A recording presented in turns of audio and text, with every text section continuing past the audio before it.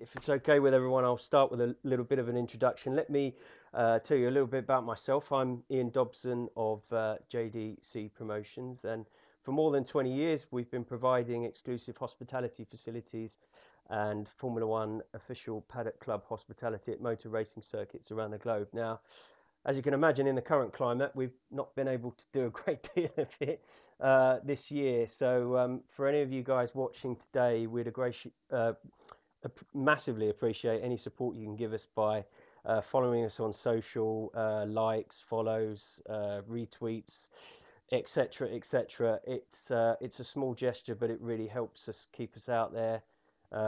We'd really appreciate that. Moving on, I'd like to give a big thank you to our sponsor, the Bluebell Vineyard Estate, the guys behind the award-winning range of Hind Leap sparkling white wines. And a big shout out to our nominated charity this year, which is Sands. For you guys watching today, you are, just by viewing today, in with a chance of winning a bottle of sparkling white wine from Hind Leap. So later on, we'll be picking out names at random out of a hat, and we'll let the winners know later on today.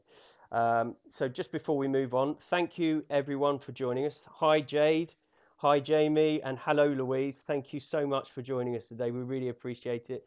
We will have another guest, Esmee Hawkee, on the panel a little bit. I'm informed that she's running slightly late today, so you may at some point just see another box pop up a bit later on. So without further ado, let me hand over to a professional, someone who's much better at this than I am. So without further ado, I'll hand over to Louise Goodman. Louise. No pressure there then. Thank you. Thanks from me too for everybody who's dialed in. And obviously that includes especially Jamie, Jade and Esmee, who will be joining us shortly. I'm really looking forward to hearing your insights from your life in motorsport. As Ian said, do get your questions rolling in. I'll put as many of those as possible to Jamie and Esmee and Jade. We're obviously all women in motorsport, but don't feel that, you know, you have to stick strictly to the female agenda. I think it's fair to say that Jamie and Jade and Esmee, they might be women, but they're first and foremost racing drivers. So they're quite happy to talk about a broad variety of topics. Before I start throwing some questions at you, maybe we could just get a little bit of insight from each of you as to how you got involved in motorsport in the first place. I guess, Jade, for you, you didn't really have much of a choice, did you? Because it's a long-term family thing. Yeah, so I'm actually a third generation racing driver in my family. So my granddad's a bit of a weird story. He was out on a day out with his friends when he was 17 years old, and he literally stumbled across Brands Hatch and saw that there was a race meeting going on and thought, that's a day out, we'll go and have a beer and watch trackside there. And he watched the day's race and absolutely loved it. And I think a week later he'd bought himself a racing car and got involved himself. So he did a lot of racing. He raced against drivers like James Hunt and Fittipaldi before they all made it to F1.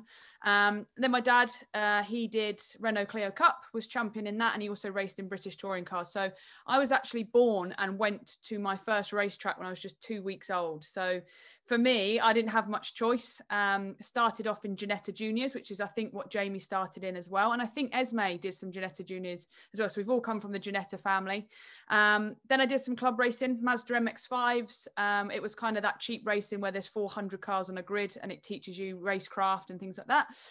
And then went into British GT, did some endurance racing, and then more recently I've been doing Renault Clio Cup and a little dabble in British touring cars. Awesome. Jamie, give us your backstory, because it was a different for you, really, wasn't it? There was no sort of family history of motorsport like there was for Jade. No, I definitely had a bit more of a choice on the way in, albeit I didn't really know a huge amount about motorsport. It was sort of a fairly new world for me to enter into. I was 12 years old, I think, when I started into go-karts. Still a bit of a family connection. It was my older brother that I kind of followed in, and I think I still don't know the story as to how he got involved, because it really came out of nowhere, I think, in the family. But yeah, he was kind of like the guinea pig in the sort of motorsport world, because he was the one that was going to try everything out, see what worked, what didn't work, what teams you know, you could go with in go-karts, and I would sort of follow through and have a sort of smoother path of it. So yeah, started in go-karts, progressed through Ginetta Juniors, then went into sports cars in British GT before sort of switching over to single seaters, and then yeah, now racing over in Europe in single seaters, hoping to kind of push that as far as I can. I love the way you just run through those quickly, with failing to mention a few notable things, like Jamie was the first female to win the Ginetta Junior Scholarship, which is a competition that takes place every year. You were first female to win an F3 race, first female to win British GT. So quite a lot of boxes ticked on the way to where you are. It's been a very successful career so far. It's obviously been a very different year all round for everybody. How has COVID impacted your racing activities? I mean, there was no racing at all for a while. Thankfully, it's come back on board again. But I mean, Jamie, you're racing abroad in Europe this year. I guess it's been very different for you. Yeah, it's been bizarre because obviously, you know, it's been a condensed season for everyone. So normally our kind of seasons for everyone that's outside of F1, it has quite a defined sort of season that you go through and then quite a defined off season. Whereas this year, it's kind of the off season was sort of the lockdown phase, and then suddenly no one really knew if we're going to go racing or what was going to happen. And before we knew it, it was all go. And for me, fortunately, I was due to do W Series again.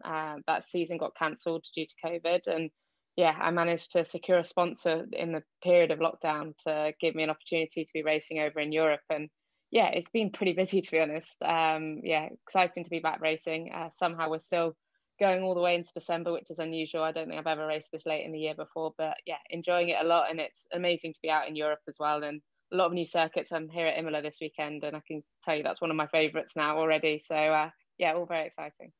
What about for you, Jade? Well, actually, COVID crumbled my season completely. I was due to do a support package on British Touring Car weekends, actually in Ginetta Super Cup with the family-run team. And it was about a week before the season started. I needed a little extra sponsorship just to really secure the season. And it was, I think, 48 hours, if that I secured a sponsor. We were about to put everything in motion, and then lockdown happened and it all fell apart.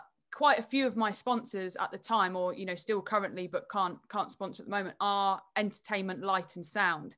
So they do festivals, they do shows, they do concerts, and as we know, that industry just completely stopped altogether. So they all kind of came straight to me and said, look, we're not sponsoring you anymore, we just can't do it this year. So my season stopped. I've done one race this season, and that was in British Touring Cars. So as much as the pandemic crumbled my season, it actually gave me a brilliant opportunity to race in the championship that I've always wanted to do, strangely. So as much as, you know, there's plenty of sad moments of this year where it all kind of didn't happen, there's one really high moment, which, you know, actually looking back on the season, I'm really happy to have achieved.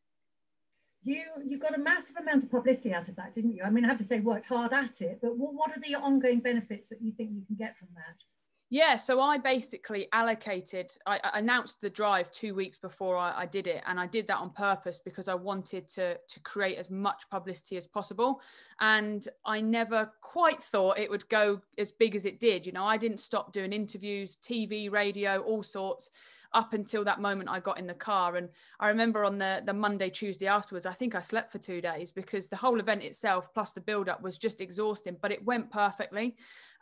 We managed to get the British Touring Cars on the BBC for many years, you know, on a feature there. And we got abroad. There was people in Dubai going, Jade, you're on the TV, you're on the TV. So it worked. And that now means that going into this off season, I've got sponsors, I've got teams, I've got other drivers, you know, asking, what am I doing? Where are you going? What team? Have you considered this? And it's given me options again. So that's what we wanted.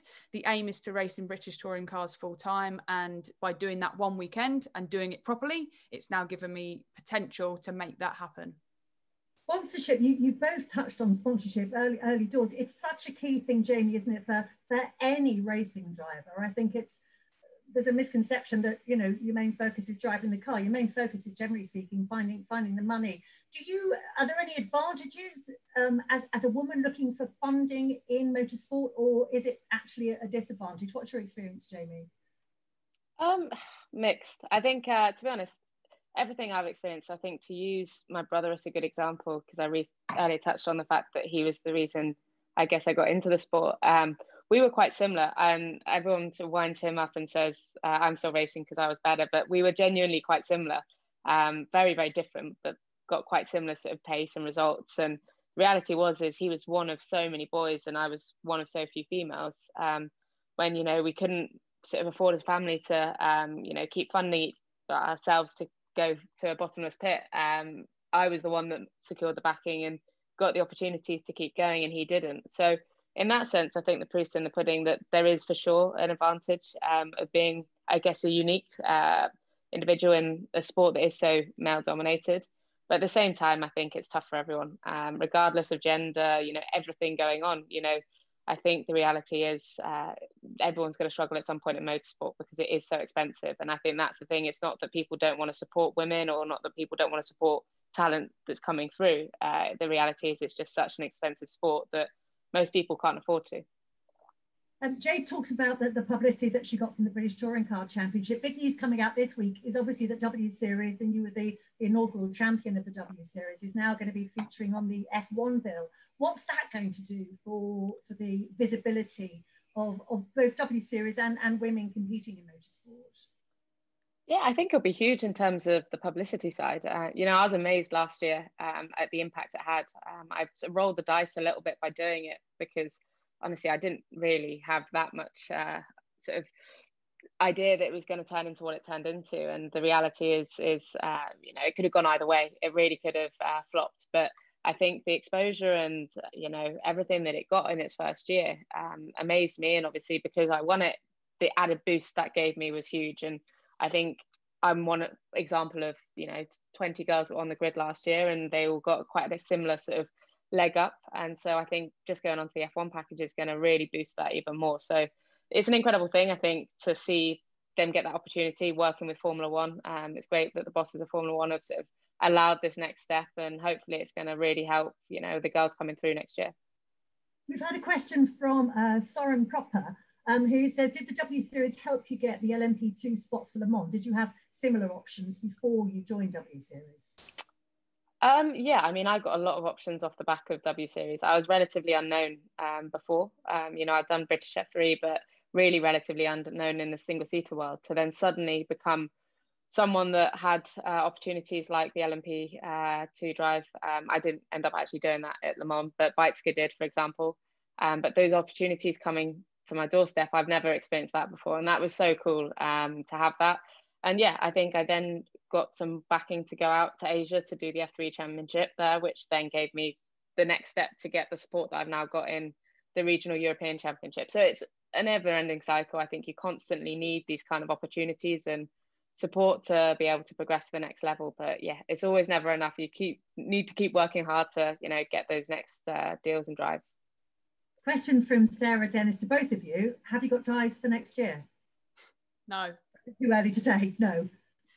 No, it's a sponsorship thing. I have options. I have teams coming to me, but I don't quite have the sponsorship to go and confirm anything. So yeah, there's things sat on the table waiting for me, but I can't quite commit to them just yet, sadly, through financial reasons, which is always the case in motorsport.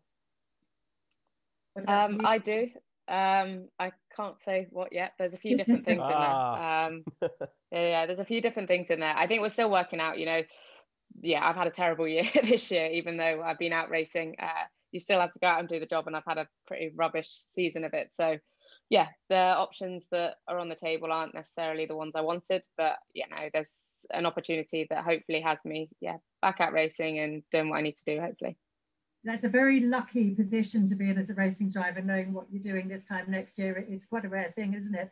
A question from Chloe Grant. What's been the hardest part of motorsport for you both? I guess finding funding is one of those. What else would you add into that? Jade, let's start with you.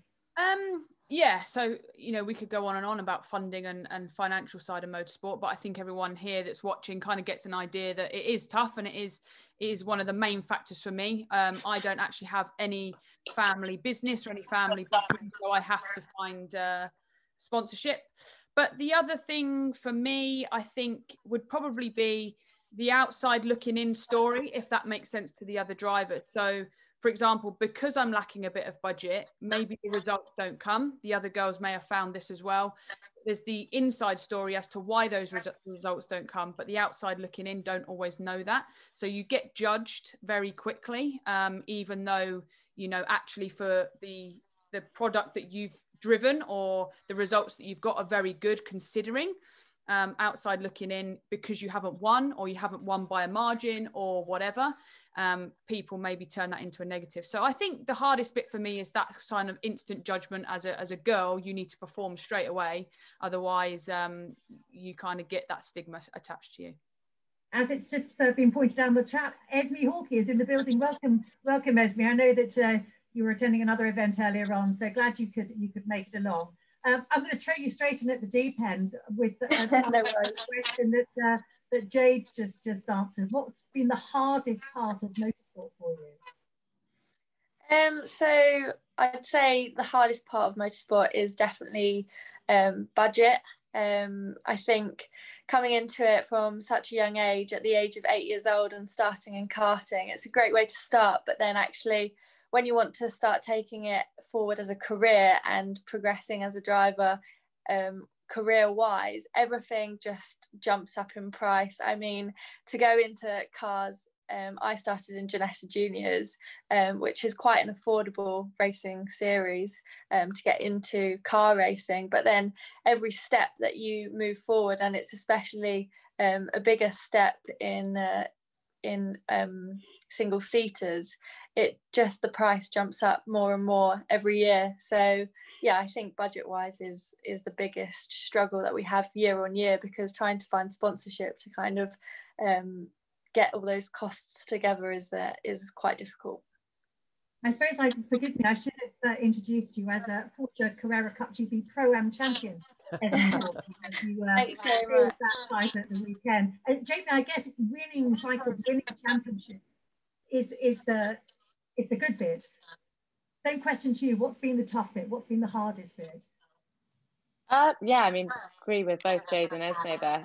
For sure, what Jade was saying in terms of the outside looking in, you don't necessarily, a lot of people don't see the bigger picture, and that is tough because people look at just results, and it's not the cleanest sport in that sense. It's not, you know, the fastest runner wins the running race. There's so many factors that go into winning a race. So for sure, I feel completely the same in that sense. But you know, it's, I think, a sport as well, and I think the tough thing is in all sport is that it's emotional, it's physical, it's mentally draining. You know, you really put in so much to sport that, you know, you have to be an all-round athlete. You have to be, you know, strong. You have to also be, you know, mentally prepared to deal with seriously high pressure situations. And I think that is the bit I also find gets underestimated by a lot of people. They don't necessarily see it as being such a demanding sport.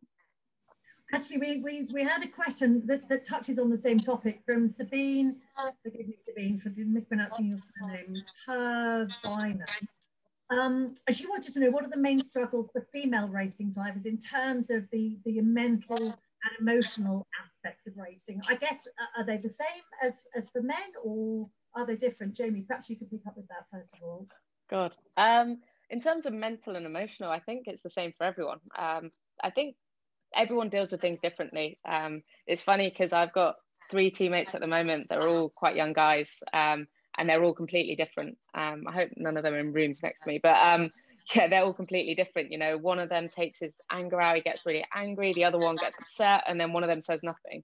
And so I don't think it matters if you're male or female. I think everyone's different, and the main thing is just being yourself and being your own person. And if you are an emotional person, expressing that and making sure that your team and your engineers and everyone around you understands that, because that's the way you work best. But yeah, I think everyone is different in that sense, but I wouldn't say there's any limitations with, you know, any sort of mental or emotional differences between men and women. It's a stressful sport, Esmee, as we all know. Do you have any particular coping mechanisms for that side of it? No, not really. I mean, I think taking yourself away from certain situations is probably the best coping mechanism, and just kind of sitting by yourself and kind of taking it all in, because when it gets too stressful, I think being around it can kind of just make it worse. So yeah, I just try to take myself away from the situation and kind of deal with what's going on with myself, and then come back with a fresh mind. What about you, Jade? Based on Jamie's teammates, are you at the kicking off end of the spectrum, or the going very quiet end of the spectrum? I might be a smidge fiery at times. Yeah, so for me, I think when it's heat of the moment, I am very vocal. I will, if I'm frustrated, you'll know about it. But as years have gone on, as you start your career, I think that frustration comes out, and you can't control it as well. But as you go on and you learn and you mature, I think you're able to kind of, use that frustration to your next race or your next qualifying session. So yeah, I'm definitely the fiery side of driver that, my dad probably gets the brunt of that sometimes, where there's maybe the odd bleep word here or there. But that's kind of where my passion is, that's the passion coming out. It's because I want it so bad. And if things are outside of your control, then it's really frustrating. Or if you make a mistake as a driver, it's frustrating. But yeah, I think, like Esmee say, you just go and take 5 minutes. You just go and have your lunch quietly and just process it in your mind. I think the thing that people find quite interesting is, with me, obviously, yourself, Louise, in the British touring car paddock, there's so many fans around all the time that you don't have time to be frustrated, because there's always someone wants to say hello or has a little chat, and they're only there for one day. So you can't brush it off. You can't tell them I'm in a mood, leave me alone. You have to say hello to them. You have to chat to them. So no matter how frustrated I am, I think as soon as one of the Jeff Army guys pops up and says hello, you big smile, you chat to them, and you release that kind of frustration straight away. There's a trick to that, Jade, that David Coulthard always does. He runs everywhere. So no one stops him, because he always I don't know if you've ever noticed that, Louise, but he runs everywhere because he always looks like he's in a rush, and then no one stops him. So if ever you don't want to talk to anyone, just run. I will say I've been on my phone a couple of times, so there'll be absolutely no one on my phone, but I'll see like a gaggle of people that I know will stop me. So I'm just like pretending to chat, and I'm like, oh, sorry, really busy. Doesn't happen often, but sometimes you just need to escape the moment for a second. Question from Maddie McGuire. Have you ever found it difficult to be taken seriously when you're talking to men about racing and cars? Who wants to start with that one? Esmee, maybe you can start with that one. Because you actually have an involvement with the Porsche Garage as one of your sponsors, don't you? So that's something that you have to do on a regular basis.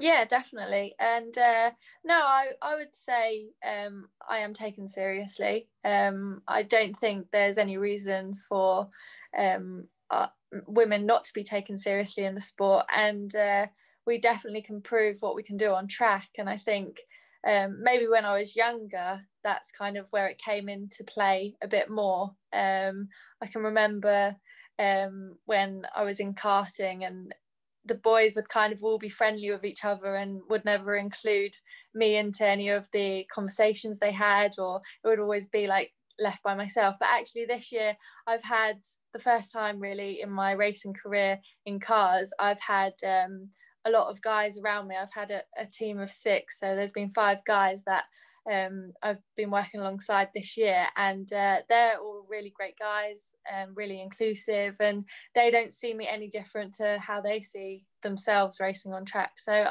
yeah, I don't see any difference, to be honest. What about externally? What about outside the paddock, Jamie? I mean, one would hope that certainly when you're the level that all of you girls are now competing at, you would be seen as serious racing drivers as you are. But what about when you meet somebody and they say, "What do you do?" "I'm a racing driver." What's the response? That varies for sure. I think it's getting better known. I think for sure more people are starting to kind of understand and appreciate women are involved in motorsport. I think it depends on the person. I've had a range of responses to that. I think that also defines who I decide to hang out with, dependent on the response. But yeah, I think the main thing from my side is just making it more visible, making it more known that, women are involved in motorsport and in all sort of avenues, whether it's as a driver or whatever they do. Just because it is frustrating when, people look at you and they automatically assume that you're in PR or media or something, completely unrelated to being a driver. So that is a bit frustrating. But I think that's where we can, all three of us, for example, can be responsible for trying to change that and increase the visibility.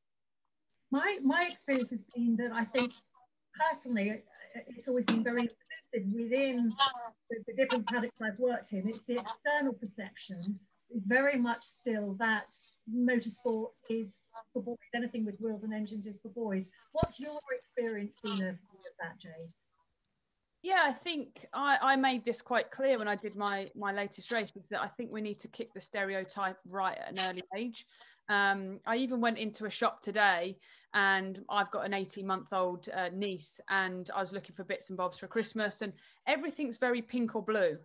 You know, there was cooking aprons, and it was either you're a princess or you're a fireman. There was no in between. And I think if we can kick that stereotype, you know, early on, like Jamie was saying, we're doing it in our own way at this age, and we're hoping that, you know, in a few years' time, people aren't going, girls, you know, go knitting, good example, and boys go car racing.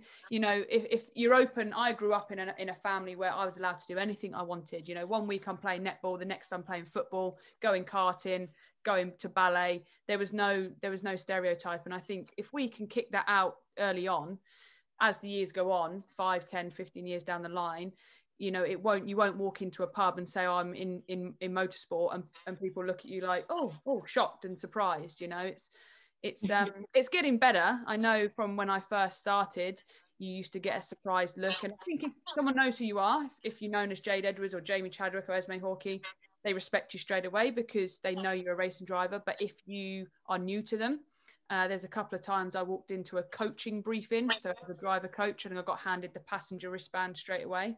And it's like, you know, that assumption that comes with it, that you can't possibly be the one that's teaching today. But nothing I've ever experienced has been malicious. It's all been a naivety. So we need to teach earlier on so that later on in life it becomes normality. Jamie, anything to add on to that, or can we? No, I completely agree. I think it is just to a degree ignorance, but not, through anyone's fault. I think it's just the way the sport is. But yeah, I mean, I hope we can change that. And I think the thing that sticks with me, and I don't know if it's just a positive look on it, but the thing that sticks with me is that out of all the comments I do get, the amount of support and positivity there is when people do sometimes mistake what you do, it's always, you know, that's awesome, like, I'd love the fact that you're doing that, and it's always positive. I've never heard someone be like, are you sure, like, are you sure that's possible? I've never heard anyone doubt what I do from an external perspective, so that's quite cool. Question on a totally different topic now. This is from Luke, aka Revan Chaser on Twitter. He says, firstly, congratulations to you all on what you've achieved this year. If you could choose your teammate in any motorsport team, who would it be? And what would they bring, what can they bring to the team to enhance your development? I like to think you'd be enhancing their development, but let's just stick with the bit about which teammate would you choose? Who wants to kick that one off? Esmee, who's your top choice? I mean, I have a boyfriend who actually is involved in racing, so I think I would probably get told off if I didn't choose him. That's so brave, mate. Partners. You and Jordan were getting such fights. They're my major discount partners. Oh, we're discounting partners. Yeah, absolutely. That's my rules. You can tell your boyfriend. I mean, I would have chosen him anyway, to be fair. He's a better. I think I could learn quite a lot from him. And also in terms of what he actually does, which is endurance racing in Europe and all over the world, really, that's something that I would love to get involved with, and something that hopefully I can be involved in the future. Jamie? I'm going to say René Rast, because I think for me, he's one of the most versatile racing drivers. It's quite a motorsport specific answer, but he's one of the most versatile racing drivers, one in everything. He adapts so well, so it doesn't matter what sort of championship we're in, I'm sure he'll be a good option. What about you, Jade? I think for me, I'm going to say two here. Generally speaking, I would have someone like Danny Rick, because I feel like he's got the talent. he's got the personality in the sense that he'll make your season quite entertaining, but I also think he's got no ego there. So if you needed to learn off each other, I think that there would be no animosity. It would all be a team effort. And obviously, once you get to that last lap, last corner, it's every man for themselves. But I feel like he's quite a good team player. And then if we're going to go touring cars, I'm going to say Josh Cook, just because can you imagine me and him in the same team? I think it'd be quite cheeky. And he obviously can drive very well. So yeah, I think in general speaking, it'd be Danny Rick. In touring car speaking, it'd be Josh Cook. But would you drink out of the shoe? Absolutely. Right, there you go. Absolutely. Excellent. Although I don't find that as impressive as people say, because I'm pretty sure he gets new boots every single race weekend anyway. So it's a fresh boot. Fresh boot, slightly sweaty. Yeah. On the subject of touring cars, we've got a question here from Caroline Cater. She says, how different was the actual racing on the track in BTCC versus your previous racing experience? Were there any surprises for you? Well, no, I came from obviously Clio Cup racing, which, you know, those that know that championship, it is door to door. And it's sometimes more frantic than British touring cars. You know, there's mayhem everywhere. And it is very competitive racing. So that was probably one of the benefits going into British touring cars, is that I came from a championship that's very similar in that sense. I think the difference I found was obviously it's not a one make series, so different cars excelled at different times of the race. And the Power Max car was actually very strong towards the end. So if you can keep it clean towards at the beginning in those first few laps, you actually became quite strong towards the end. But no, I've also been in that paddock since I was 10 years old. So although I've not raced in the championship for all these years, I've watched it so many times that I kind of mentally knew what to expect. And I think obviously with having the weight in the cars a little bit further back down the grid, it was fairly clean and tidy. Obviously a few door-to-door moments, but generally it wasn't too touring car-esque, and it wasn't a surprise for me. Actually, it was enjoyable. Get my words out. We talked a little bit earlier, I think it was before you joined us, Jade, about the announcement that W Series is going to be on the F1 package. And we've got a question here that on that topic from Kevin Harmer. Great news that W Series is to be on the F1 package. How do you think W Series will be accepted by the F1 circus? Jamie. Jamie. Yeah. No. Straight at me. No, I think obviously they're already accepted to a degree because the F1 bosses have been the ones that have put them on the package. So the half the hard work is already done. You know, from my point of view, I think W Series has had actually a lot more respect than I thought it would have had. You know, there's a lot of people I speak to in paddocks up and down, and I think there's a lot of team bosses in the industry that, you know, whilst W Series definitely got exposure outside of the sport, you know, you could doubt that it didn't necessarily have as much respect within the industry. But actually, I would disagree with that off the back of, you know, conversations I had after winning last year with certain team bosses and what have you. So I think for sure it's respected within the industry. I think the main thing is to have exciting, good racing and showcase, you know, the talent of women coming through, because I think now more than ever, I think that's going to be the best platform to put, you know, showcase the ability available on. And, you know, if we do have good close racing, then the reality is that's going to, you know, impress the guys in the industry and, like you said, the F1 circus. Esmee, Jamie touched earlier on the fact that it was quite a difficult decision for her initially about whether to join W Series. How tricky or easy was that decision for you? Yeah, I mean, there was definitely a lot of contradicting things that people said about the championship. But ultimately, I think it depends on kind of how you're going to look at what the championship is about. And for me, I saw it as a way of kind of promoting females in motorsport. It wasn't a segregation. It was just trying to showcase all females from around the world and their talent that they have. So for me, it was a no-brainer, really. It didn't really float your boat though, did it, Jade? Not initially. No, well, to this day, I still don't like the segregation. I know, obviously, Esmee said there that there was maybe reasons why they did it. For me, I didn't like that idea to take us away and compete against each other, because what I always find, and I think the season actually got a lot more respect than we initially thought, as we've all said. And I sat and watched the races and I thoroughly enjoyed them. And I think as a competitive championship, it was enjoyable to watch. But I think there's always that aspect of, you know, once you win the championship or you win the race or whatever, people always go, yes, but how would they fare against so-and-so or whatever championship? So I didn't like the idea of maybe taking us away. I would have preferred more of, if any of you guys can remember the Racing Steps Foundation, where they kind of selected a load of drivers and they put them through the ladders that are already there. I think I would have preferred that if they got a single-seater driver, a GT driver, a touring car driver, female, and took them through their respective ladders. Having said that, I've always been very positive in the sense that W Series got some of my friends and some of drivers that I respect back out on circuit again. You know, the likes of Alice Powell, Sarah Moore, you know, this year now we've got Jess Hawkins and Abby Eaton. They wouldn't have been racing without this championship. So for me, in that sense, it's been hugely positive. And if you're getting quality drivers out on track to showcase their talent, then I'm all for that. And as a whole, I'm very positive about it. It was just certain factors that I didn't agree with initially. I think one of the key aims of W Series is to promote women drivers on up the ladder. So on that topic, a question that we've had in, looking right to the top, if you had options, would you drive F1 or WEC? Esmee, which floats your boat most?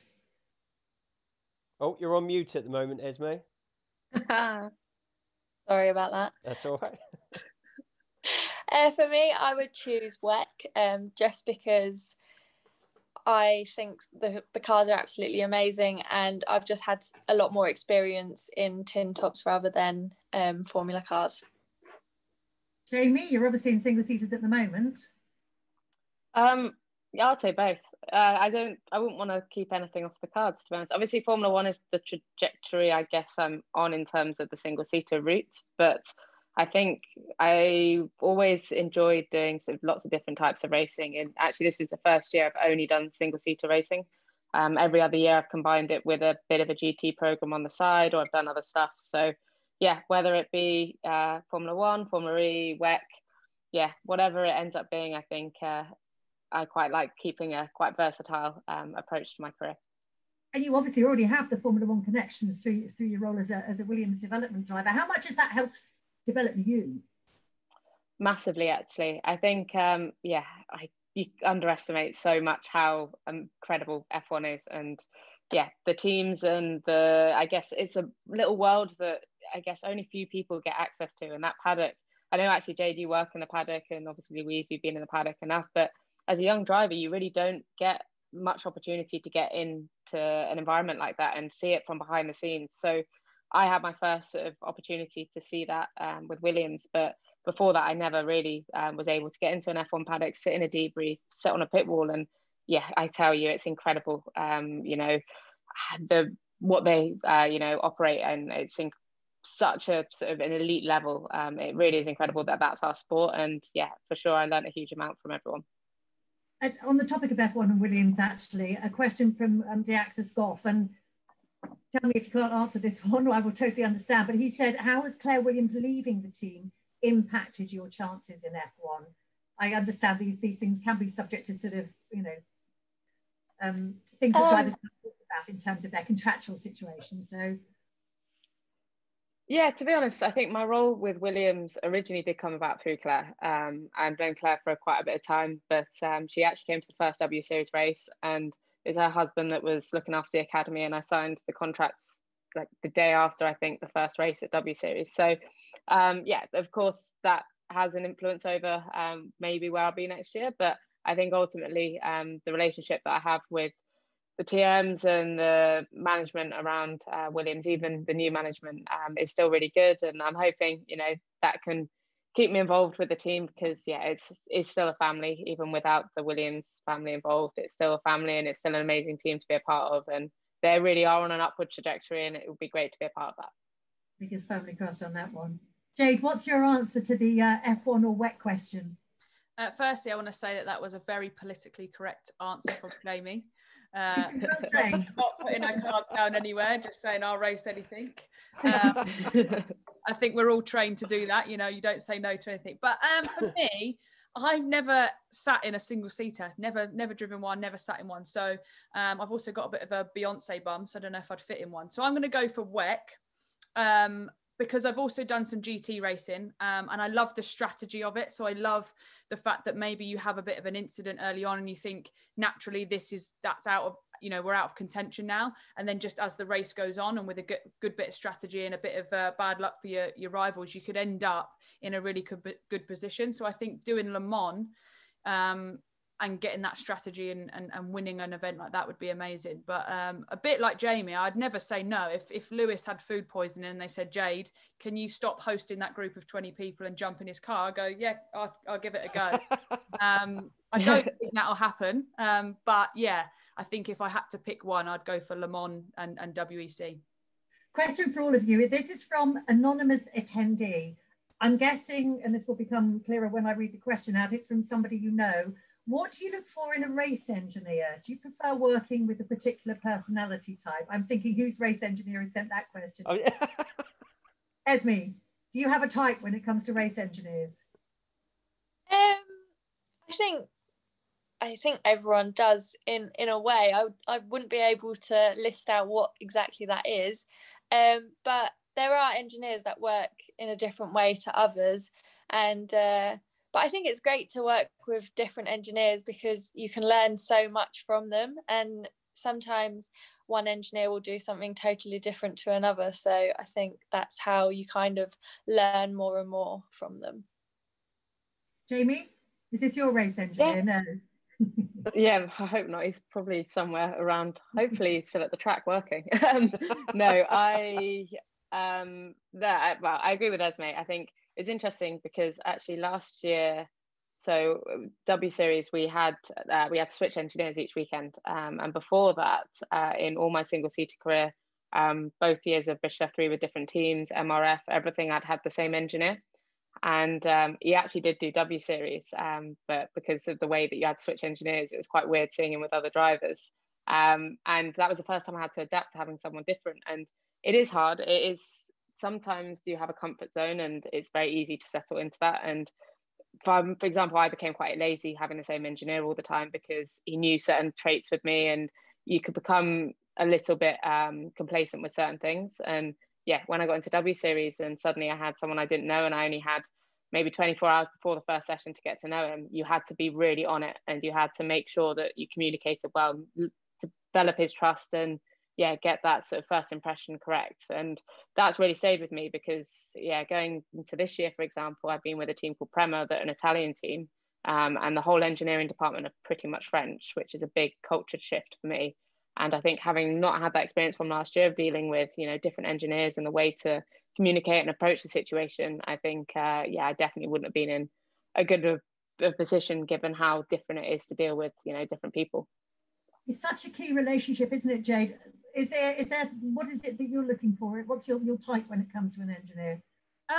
For me, I have to say that I haven't had huge experience with engineers. I've never really had the budget to kind of have an additional person that's engineering the car. It's normally me and my dad screaming, you know, abuse against each other across the awning, going, what tyres do we run? What spring settings do we do? All that sort of stuff. But getting into Clio Cup and things like that and touring cars, you know, I have then had experience with, you know, talking with engineers. And I actually find that if the engineer, not all of them need it, but if some of them have driving experience themselves, when you speak to them as a driver, they kind of can understand the process a little bit better.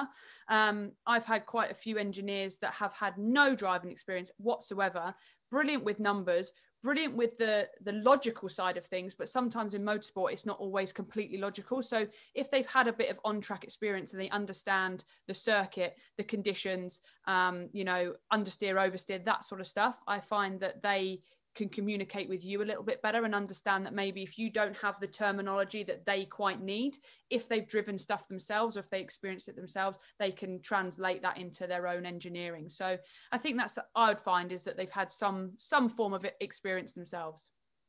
Question from Maxine Hart, and I won't read the first bit out, but thank you very much, Maxine. Very sweet of you to say so. Maxine wants to know, Jamie, Jade, and Esmee, who are your idols? I guess it's interesting to know who has inspired you in terms of your career, and have there been any women who've inspired you? Because I know that that's something that you all individually aim to do now, is to inspire young girls in terms of racing. So who inspired you, Jamie? I guess your brother was one of the key ones.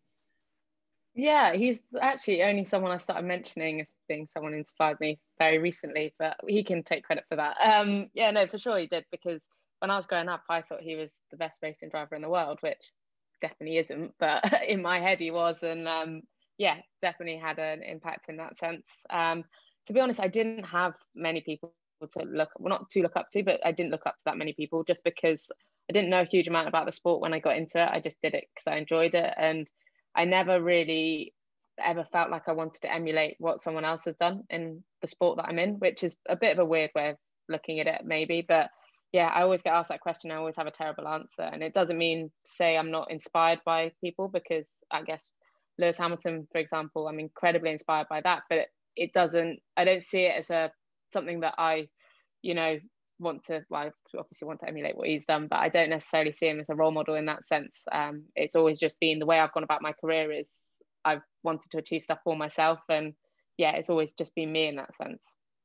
What about you, Esmee? And you were a bit like Jade in terms of, you had family. Your dad raced as well, didn't he? Was he an inspiration to you, or were there other people? Yeah, definitely. My biggest role model has always been my dad, and that's normally the answer I give to that question when it's asked. And I mean, I wouldn't have got into motor racing had it not been for my dad. So when I grew up, I was always at the racetrack, and my mum's always told me that even as a baby I was at the racetrack, so it was probably in me from a really young age. And I remember going to Monaco Cup to watch my dad do the endurance kart race there, and that's kind of been with me since a young age, and that's why I got into motorsport, and that's why I asked the question of how I can get into it. So yeah, my dad's my biggest role model, and someone who's been involved in my motorsport career from the start till now. So yeah. Did he ever question when you said, I want to do that, Dad? Did he ever say, you sure? Or did he just went, fine, absolutely, let's go for it? No, I don't think he questioned it, because the way it came about was for my 8th birthday. He said, oh, your Christmas present's in the back of the van. And I opened it up, it was a cart. So that's kind of how it all started. So I don't think he ever questioned it if that was my present. Pushing from behind. Jade, what about you? I get your dad's got to be an inspiration. Are there other people that you would sort of lay that mantle on as well? Yeah, I'm a bit the same as Jamie. So similar to Esmee, I've got my dad. He obviously raced, and he's my first answer. He's always the person that I go, as a kid, I remember just looking up, and he's on podiums and he's winning. And, for me as a child to watch him succeed, it was the best feeling ever. And he's always my answer I give. Generally speaking, motorsport, I'm the same as Jamie, is that I don't really have anyone that I aspire to be. I think the saying I've always said is that I want to be the first me and not the second someone else. So in the same way she said, is that I take bits from each driver. Like I mentioned Danny Rick earlier, there's aspects of his driving style and his personality that I really admire and like. But do I want to be like Danny Rick? No, I want to be Jade Edwards. So I don't have an instinctive person that I look up to other than Jim Edwards, who in my eyes is a complete legend. Danny Rick's cash flow would come in handy though, wouldn't it? Absolutely, yeah. Wouldn't mind that. A question, touching back on the Formula One topic. This is from Krzysztof Kozłowski. I do apologise, I've probably absolutely mangled your name there. What are the realistic options for having a female driver in F1 as one of the regular drivers in the next 1 to 3 years? Jamie, do you want to start with that one? Yeah, sure. I think that's the big question. I think regardless of whether we see a woman win at Le Mans or, whatever the achievement, I think people are always going to ask, when are we going to see a female in F1, which I think doesn't undermine what the great that women are achieving outside of single-seaters and outside of F1. But I think it is always just a topical question at the moment, especially to people that maybe only follow Formula One. But I think I'm hoping it's not far down the line. You know, from my perspective, I'm not in a position to say whether I can make Formula One or not yet. I think you can only make those calls or decisions on people when they're in sort of Formula 2 or levels that are just before Formula One. So for me, I keep saying I want to be in Formula One, but I don't know whether, you know, that's going to be an achievable dream until, you know, I'm winning in a Formula 2 car. So I think I'm probably one of the very few females that are, you know, in a position to maybe look at stepping into something like Formula 2 within the next 3 years. Maybe there's, I'd say, 4 or 5 other females, which as a talent pool is very, very small. So the realistic chance is quite small. But yeah, I mean, with the likes of W Series and with the likes of, you know, all the female initiatives that we see, there's a really cool one at the moment with Ferrari and the FIA Women in Motorsport, where they're getting a young driver into F4 off the back of Ferrari support. And from what I've heard, one of my teammates was out there and he said that the girls are really, really talented. So yeah, there's so much opportunity with the younger girls coming through that, you know, if it's not in the next 3 years, then I'm hoping if we look 5-10 year time, then that's going to be something that's possible. A couple of young British girls, karters, were part of that academy as well, weren't they? Yeah, they were. I don't know if they made it through to the final bit, but yeah, from what I've heard, the top 4 are really, really strong. Yeah, good news. Esmee, what are your thoughts? I guess from slightly sort of more externally. Obviously, you're not following the single-seater route, but what are your thoughts on when it might be? Yeah, definitely. So I think if you've got millions of pounds, then that's one way you can get into it. But like we've spoken about budget, it's a huge amount of money to kind of pay your way into Formula One. And I think if we look at the driver pool of females, it's far less than the guys out there. There's so many men and it's a male dominated sport. I think when you look at Formula One, it's the top of the top that are racing there. So I mean, you've got so many guys coming up through racing, and that's why they can kind of get into Formula One, and that's why Formula One is predominantly men. I mean, we don't have any females in there, so that's why it's just a grid full of men. And I think there's not enough females in racing to date that you can kind of find the talent necessary for Formula One. But I think as Jamie's mentioned, she might have the opportunity to come about. I mean, she's involved with Williams, and I think it might come about in a couple of years, but I don't think in 1 to 3 years. I think that's a bit unrealistic, but maybe in the next 5 to 10. And the question from Dion Dehaan, what advice would you give a young girl trying to get into motorsport? I guess I'm sure that all 3 of you could give some great advice. Jade, what would your top tip be? I think the answer is probably similar for all of us. Go down to your local karting circuit and have a go, and just make sure that you genuinely enjoy it. Maybe just do a club championship, something that's cost effective but enables you to really understand whether that's something you definitely want to do. And if it is, hold on tight, save your pennies, and try and find something that's unique to you. So obviously there's hundreds of racing drivers, hundreds of thousands of racing drivers out there, male and female. You need to find a way that you stand out from everyone else. So you know, it's not just about on-track stuff. If you want to become a racing driver, you need to think about everything else as well. Results are very important, absolutely. So you need to keep training, you need to keep working hard, but networking is huge. I find if you want to become a racing driver, you need to go to local kart paddocks, get to know everyone, you know, local club racing, just finding out someone that will give you an opportunity, maybe give you a car to use, and just learn as much as you can. No information, no advice is negative. Just take everything on board and learn as much as you can. But it's a hard industry to work in, so make sure you've got thick skin and determination. Fairly comprehensive tip sheet there. Anything to add to that, Jamie? Don't think I can. I feel like you've covered it all off, Jade. Yeah, you smashed it. The only thing I would say is be a year or 2 ahead. So in everything you do, even if you're just starting, always try and be, if you can, a year or 2 ahead. So whether that's in technical knowledge, if that's in physical training, everything you do, try and prepare to be ahead of your competition. Because even if, you know, there's some guy or girl that's much more naturally talented than you, if you are, you know, more prepared and more knowledgeable than them or stronger than them, then that will prevail, and that really helps you in the lower levels. Esmee, anything to add? I don't think after those two I can add it. Just time for a couple more questions, I think. And let me start with, first of all, with this one from Peter Johnson, who points out that we heard from Jamie and Jade earlier on about what their plans for 2021 are. Esmee, he'd like to ask you the same question. What are your plans for next season? Have you got anything tied up yet? No, not yet. I mean, we only wrapped up the season last weekend. So, yeah, I think the next couple of months are going to be working hard on some 2021 plans. But at the minute, I've not got anything planned for next year. And, I think for me, it's going to be a step up in my career for next year. So I'm excited to see what comes. The girl is available if anybody's looking for a good driver for a Porsche Super Cup team or something like that. One final question. From Tony, has social media nowadays helped or hindered any of you?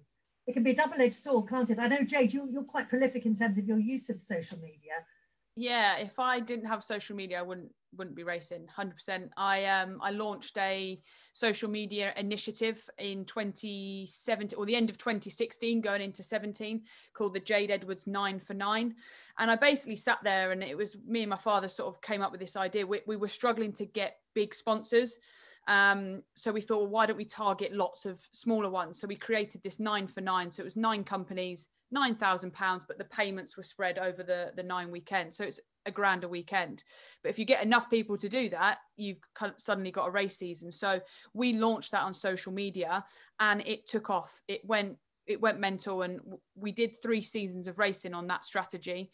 And I also this year secured a British touring car weekend using social media. Obviously, I used my sponsors that I've already got to get the brunt of it.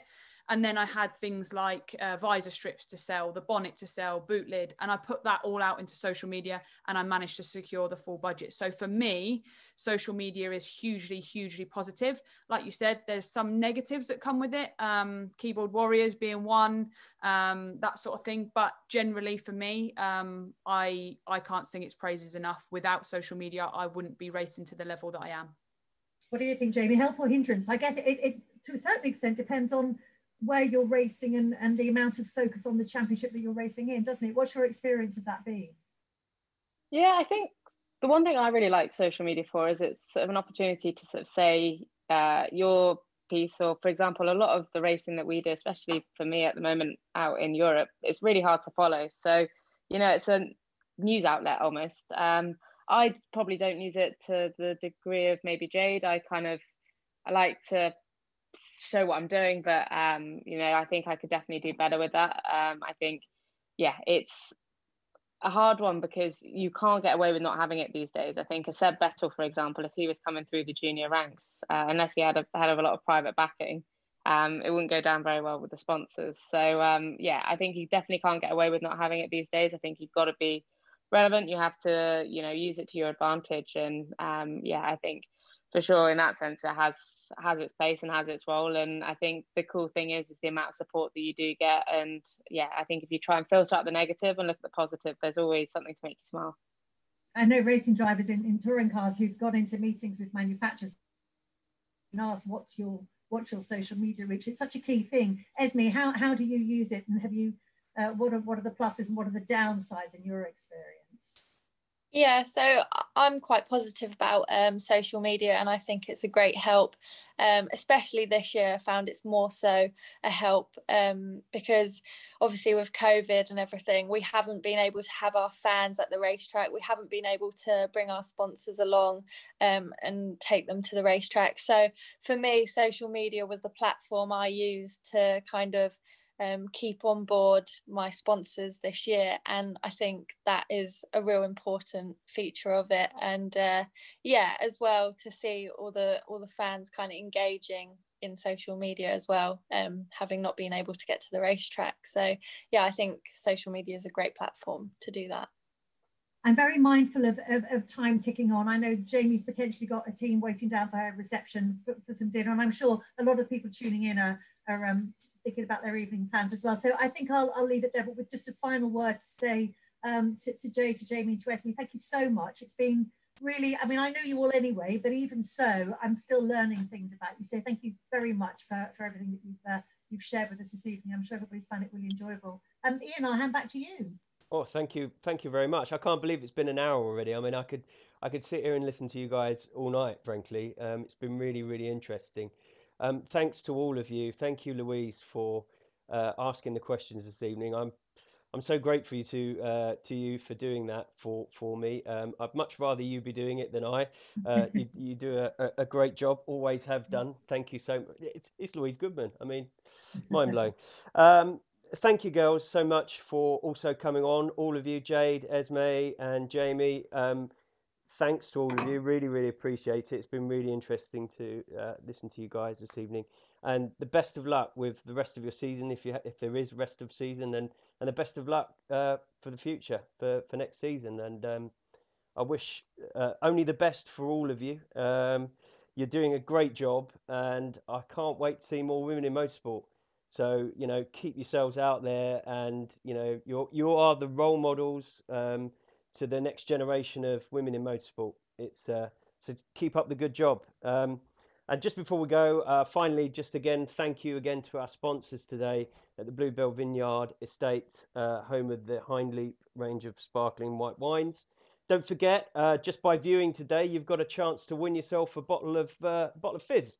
So we'll be pulling the names out of the hat later, and the lucky winners will be informed in due course.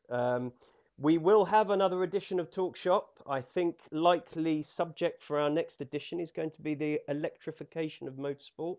All things electric, I think, is where we're going to go with the next one. So keep up to date with our social media feeds, and on our website we'll be sure to keep posts going and give you more information on that front. So just leaves me to say once again, thank you all, and thank you all to the attendees that have been viewing this today. I hope you've enjoyed it, and we'll see you in the next edition. Thanks a lot, guys. Bye, everyone. Thanks. Bye.